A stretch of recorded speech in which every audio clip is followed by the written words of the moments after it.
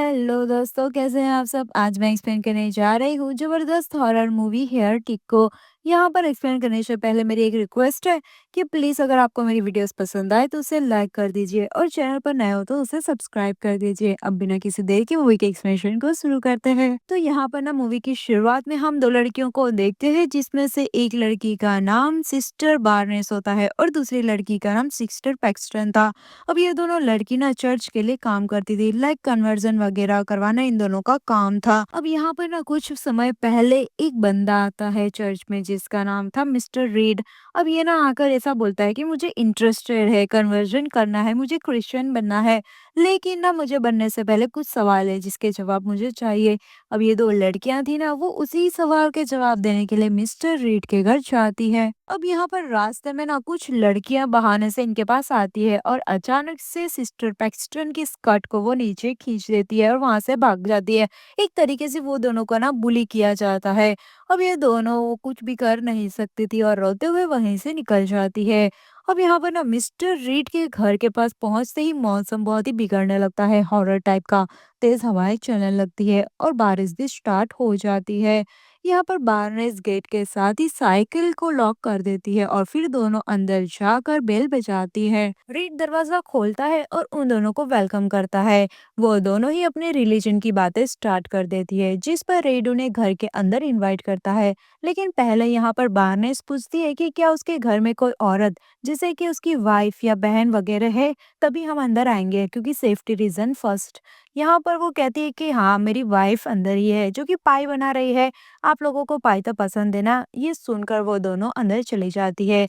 यहाँ पर बाहर बारिश की वजह से उन दोनों का कोट गीला हो गया था, इसलिए रीड दोनों के गीले कोट को लेकर अंदर चला जाता है और वापस आकर उनसे बात करता है। रीड यहाँ पर कहता है कि क्या आप स्मेल करके गैस कर सकते हैं कि मेरी वाइफ कौन सा पाई बना रही है? यहाँ पर ना पैक्सटन गैस करके और स्मेल करके बता देती है कि ये तो ब्लूबेरी पाई है, मेरी फेवरेट है।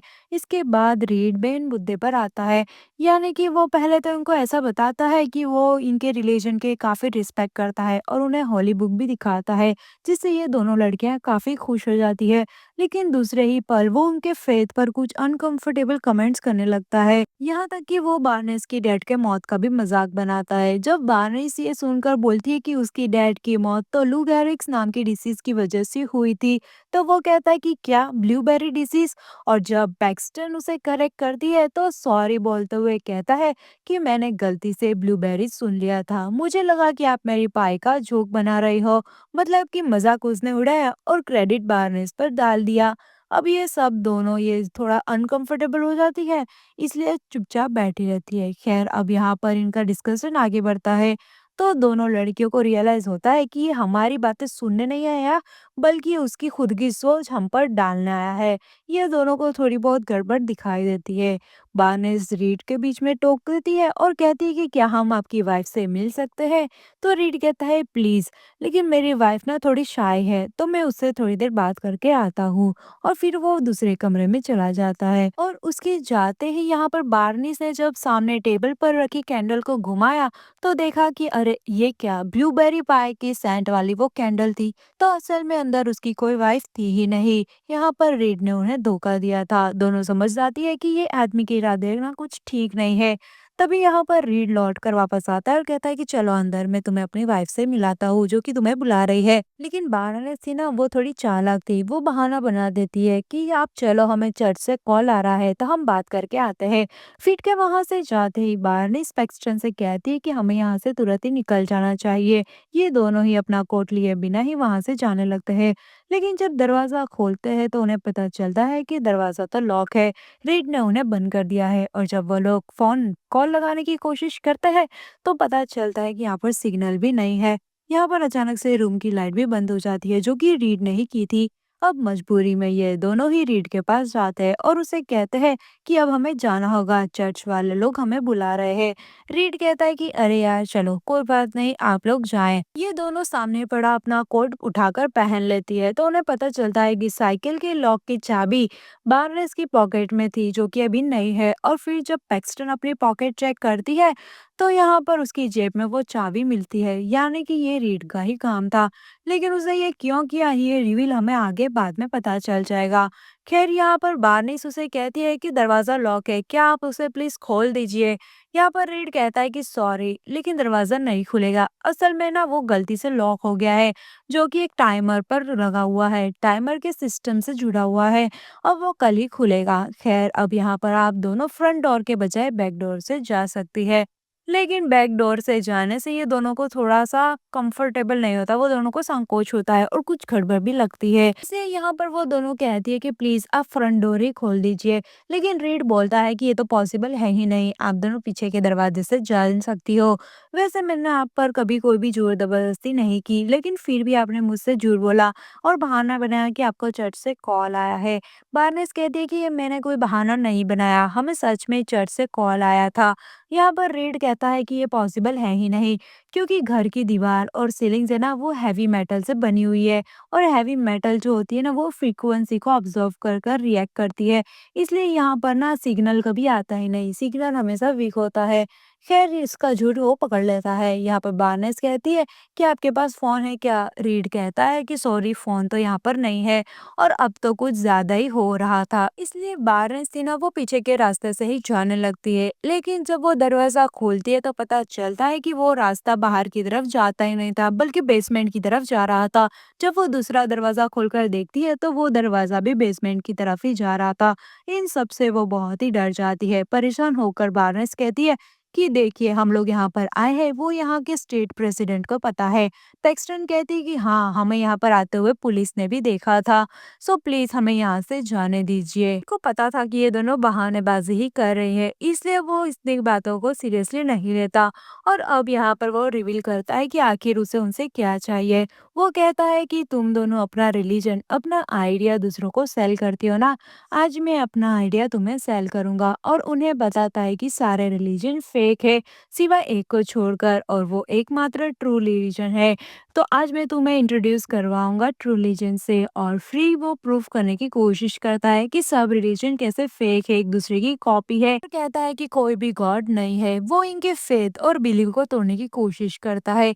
उसके बाद ना वो एक डोर पर बिलीव लिखता है और दूसरे डोर पर डिसबिलीव करता है, और उन्हें चॉइस देता है कि अगर आपको आपके रिलीजन पर बिलीव है तो आप बिलीव वाले दरवाजे से जा सकते हैं, लेकिन अगर आपको मेरी बातें ठीक लगती है, मतलब आप अपने रिलीजन पर डिसबिलीव करते हो, तो आप डिसबिलीव के रास्ते से जा सकते हो। पे जो पैक्सटन थी ना वो काफी डर गई थी, उसे सिर्फ अपने घर ही जाना था, इसलिए उसे लगता है कि उसकी बातें मान लेने से वो उन्हें घर जाने देगा। वो तुरंत ही अपनी हार मानते हुए कहती है कि मिस्टर रीड, आप काफी स्मार्ट पर्सन हो और हमने आपकी काफी कुछ सीखा है, इसलिए आपका बहुत बहुत शुक्रिया, और हमें डिसबिलीव के रास्ते से घर निकल जाना चाहिए। वैसे पैक्सटन का बिलीव टूटा नहीं था, बस उसकी हिम्मत टूट गई थी, और डर के मारे वो ऐसा कह रही थी। लेकिन बार्नेस थी ना, उसकी हिम्मत टूटी नहीं थी, वो उसके फेथ पर अग्री नहीं करती थी, और रीड के सवालों का क्रॉस क्वेश्चन करते हुए उसे गलत साबित करती है और बिलीव वाले रास्ते को ही चुनती है। और पैक्सटन से पूछती है कि तुम भी आओ, कोई भी गड़बड़ नहीं है, यकीन करो यहाँ पर कुछ भी नहीं होगा। जिसके बाद बार्नेस उसे अपने साथ लेकर बिलीव वाले डोर से ही चली जाती है। लेकिन रीड बाहर से दरवाजा बंद कर देता है, और फिर ये दोनों बेसमेंट की तरफ आगे बढ़ने लगती है। और वहां पर देखते हैं कि कोई भी बाहर जाने का रास्ता नहीं है। यहाँ पर उन्हें बेसमेंट की तरफ किसी के चलने की आवाज आने लगती है। ये देखकर बारिश अपनी पॉकेट की नाइफ निकालकर पैक्सटन को देती है, जिसने उसे तब उठाया था जब रीड अपने रिलीजन के ऊपर लेक्चर दे रहा था। वो पैक्सटन से कहती है कि अगर रीड ने हम पर अटैक करना चाहा, तुम इस चाकू की मदद से उसे मार देना। ये दोनों अपने बीच में एक कोड वर्ड भी रखते हैं, वो कोड वर्ड था मैजिक अंडरवेयर। और ये बोलते ही तुम उसे मार देना, क्योंकि उसका फोकस मुझ पर ही होगा, इसलिए मैं तुम्हें ये सब करने के लिए कहती हूँ, तो पूरी तरह से तुम तैयार हो जाओ। लेकिन दरवाजे से यहाँ पर मिस्टर रीड नहीं बल्कि एक औरत आती है, जो देखकर एक पल के लिए वो दोनों ही डर जाती है, क्योंकि वो लड़की, वो औरत काफी क्रीपी दिखाई दे रही थी। वो सच में कोई भूत नहीं थी, लेकिन इंसान ही थी, लेकिन भूत की तरह दिखाई दे रही थी। उसके एक हाथ में लालटेन और दूसरे हाथ में ब्लूबेरी पाई थी। यहाँ पर मिस्टर रीड था ना वो स्पीकर पर उन्हें कहता है कि आज अभी इसी वक्त मैं तुम्हें एक चमत्कार दिखाऊंगा। मैं तुम्हें दिखाऊँगा कि गॉड का मिरेकल क्या है। यहाँ पर अभी तुम्हारे सामने जो है ना, समझ लो वो एक प्रॉफ़ेट है और उसके सामने ये ब्लूबेरी पाई रखी हुई है। इसमें ज़हर मिला हुआ है जो खाकर ये मर जाएगी, लेकिन गॉड के मिरेकल से फिर से ज़िंदा हो जाएगी और फिर से ये सो कॉल्ड प्रॉफ़ेट यहाँ पर वो पाई खाकर तुरंत ही मर जाती है। फिर यहाँ पर रेड कहता है कि अब देखना थोड़ी देर बाद में ये ज़िंदा हो जाएगी। लेकिन इतने में ही डोरबेल बजती है और रीड देखने चला जाता है कि कौन आया है। और इतने में यहाँ पर ये दोनों लड़कियों को मौका मिल जाता है कुछ करने का, इसलिए सबसे पहले वो वहाँ के डोर के पास जाकर जोर जोर से चिल्लाती है ताकि बाहर जो आया है वो इनकी बात को सुन सके। लेकिन रीड इससे पहले ही वो रूम का दरवाजा बंद कर देता है। यहाँ पर रीड देखता है कि डोर पे चर्च का एक बंदा आया हुआ था जो कि दोनों सिस्टर के बारे में पूछ रहा था। लेकिन रीड यहाँ पर साफ झूठ बोल देता है कि वो दोनों यहाँ पर आए ही नहीं है। गेट पर उन दोनों की जो साइकिल थी ना, वो रीड ने पहले ही वहां से हटा दी थी। ये बंदा वहां से क्लूलेस ही चला जाता है। दूसरी ओर वो दोनों लड़की थी ना, वो कपड़े से आग जलाने में कामयाब हो जाती है। लेकिन वो देखती है कि अचानक से रीड की जो प्रॉफिट थी वो जिंदा होकर उन्हें डरा देती है। दोनों उसे जिंदा देखकर काफी हैरान हो जाते हैं। तभी रीड वहां पर आता है और अपने प्रॉफिट को लेकर वहां से चला जाता है और वापस आकर उन दोनों से कहता है कि बताओ तुम दोनों ने ये क्या देखा और उससे क्या सीखा। यहाँ पर वो बानिस थी ना, वो समझ जाती है कि ये हमारे साथ माइंड गेम्स खेल रहा है। ये बस हमारे बिलीव्स को तोड़ना चाहता है और ये कुछ और नहीं बल्कि मैजिक ट्रिक से फंसाना चाहता है। वो कहती है कि हम इतने बेवकूफ नहीं है। आंखों ही आंखों में वो पैक्सटन को इशारा करती है कि यही मौका है। वो रीड को अपनी बातों में फंसाकर एंड में मैजिक अंडरवर्ड बोलती है, लेकिन जैसे ही कोड वर्ड बोलती है रीड ही यहाँ पर बानिस का गला काट देता है। पैक्सटन कुछ कर ही नहीं पाती, वो घबराकर वहां से भाग जाती है और जोर जोर से दरवाजा पीटकर हेल्प हेल्प की आवाजें चिल्लाती है।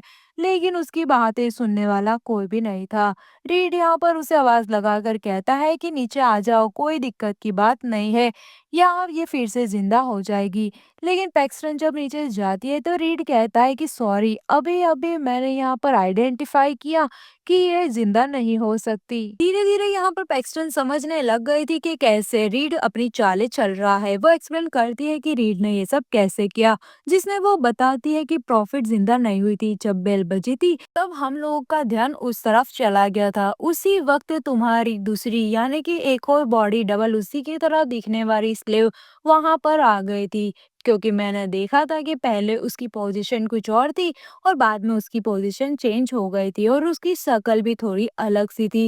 रीड कहता है कि अगर ऐसा है तो बताओ उसकी डेड बॉडी कहाँ गई थी। इस पर पैक्सटन थोड़ा अनुमान लगाती है और फिर थोड़ी देर बाद टेबल हटाकर एक सीक्रेट बेसमेंट दिखाती है। रीड कहता है कि अगर लास्ट बेसमेंट में है तो जाओ, तुम्हारी थियरी ये साबित हो जाएगी, लेकिन ये जानने के लिए तुम्हें इसके अंदर उतरना होगा। पैक्सटन उसे कहती है कि मैं अंदर जाऊंगी क्योंकि मुझे सच का पता लगाना है, शायद यही एक तरीका है जिससे मैं यहाँ से बाहर जा सकती हूँ। रीड कहता है कि अगर तुम सच में तैयार हो इस ट्रू रिलीजन को जानने के लिए तभी अंदर जाना। पैक्सटन बिना कुछ बोले ही अंदर चली जाती है। यहाँ से वो नीचे जाने लगती है, तभी उसे लेडी की लाश भी मिल जाती है। ऊपर देखकर वो कहती है कि मुझे पता था, मैं सही थी। रीड इस पर कुछ भी नहीं बोलता और दरवाजा बंद कर देता है और पैक्सटन यहाँ से आगे बढ़ जाती है क्योंकि अभी उसे रीड के ट्रू रिलीजन को भी जानना था। फिर एंड में वो एक और डोर तक पहुंचती है जिस पर उसी साइकिल का लॉक लगाया हुआ था, जिसकी चाबी उसी के पास मौजूद थी। खैर अब वो उस डोर को खोलकर अंदर जाती है जो असल में एक सेल यानी कि जेल जैसी जगह थी। यहाँ पर रीड ने बहुत सारी औरतों को बंधक बनाकर रखा हुआ था। रीड वहां पर आकर पूछता है कि आपको जवाब मिल गया। पैक्सटन कहती है कि मैं सब समझ गई। सब कुछ वो एक्सप्लेन करने लगती है कि कैसे रीड ने स्टार्टिंग में ही उसे मैनिपुलेट कर रहा था। स्टार्टिंग में जब तुम हमारा कोट लेकर अंदर गए तब हमें लगा कि तुम अपनी वाइफ से बात कर रहे हो, लेकिन असल में तुम सिस्टर बार्नेस के कोट से चाबी निकाल कर बाहर गए और हमारी साइकिल को गेट से हटा दिया।